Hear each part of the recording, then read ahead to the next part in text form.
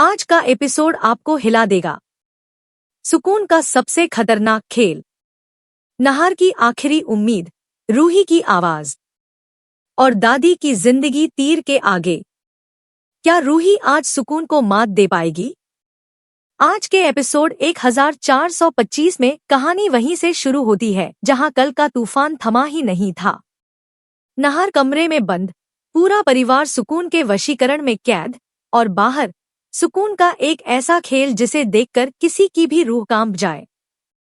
नहार बार बार दरवाजे पर हाथ मारकर समर को समझाने की कोशिश करता है, लेकिन समर की आंखों पर सुकून की परछाई पड़ी है और वह नहार की एक भी बात सुनने को तैयार नहीं। इधर सुकून नीचे हॉल में दादी और बाकी परिवार को नए नए आदेश दे रही है। उसकी आंखों में जीत का नशा है। उसे लगता है आज नहार टूट ही जाएगा, लेकिन उसे नहीं पता कि रूही अब पूरी तरह से जाग चुकी है। उसकी आत्मा हर सेकंड नहार तक पहुंचने की कोशिश कर रही है। और तभी पूरे घर में अचानक वही चूड़ियों की हल्की सी खनक गूंजती है जिसे सिर्फ नहार सुन सकता है। नहार समझ जाता है रूही उसके आसपास ही है। वो धीरे से दीवार के सहारे आंखें बंद करता है और रूही का नाम लेता है।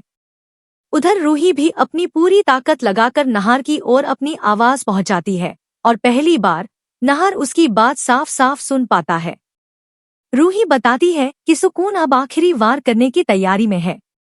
अगर नहार आज भी न टूटा तो सुकून परिवार में किसी की भी जान ले सकती है, और सबसे पहले उसकी दादी।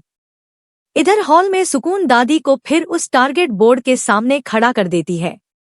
अवनी को तीर पकड़ाती है और मुस्कुराकर कहती है, अगर इस बार निशाना चुका तो मैं खुद नहीं रुकूंगी।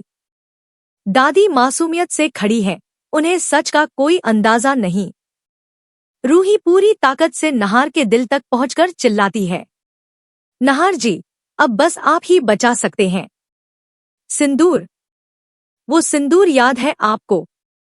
नहार की आंखें खुल जाती हैं। वह कमरे में यहाँ वहाँ सिंदूर खोजने लगता है, लेकिन सुकून ने सब गायब कर दिया है। तभी नहार को याद आता है उसकी जेब में बचा हुआ एक छोटा सा कण। रूही की आत्मा उसे उसी तक ले जाती है। हॉल में अब खेल शुरू होने वाला है। अवनी तीर उठाती है। सुकून काउंटडाउन करती है, 3, 2, 1। और ठीक उसी पल हवा में किसी अदृश्य चीज की हलचल होती है। दिए हिलने लगते हैं, पर्दे उड़ने लगते हैं। दादी को फिर किसी अज्ञात शक्ति ने हल्का सा धक्का देकर बचा लिया। सुकून हैरान रह जाती है।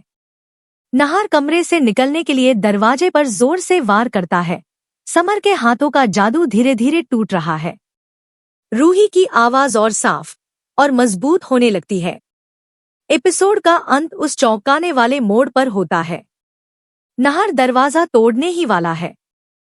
सुकून अवनी को तीर चलाने के लिए चिल्ला रही है, और दादी के पीछे एक अदृश्य साया खड़ा हो जाता है, रूही का साया। दृश्य काला हो जाता है।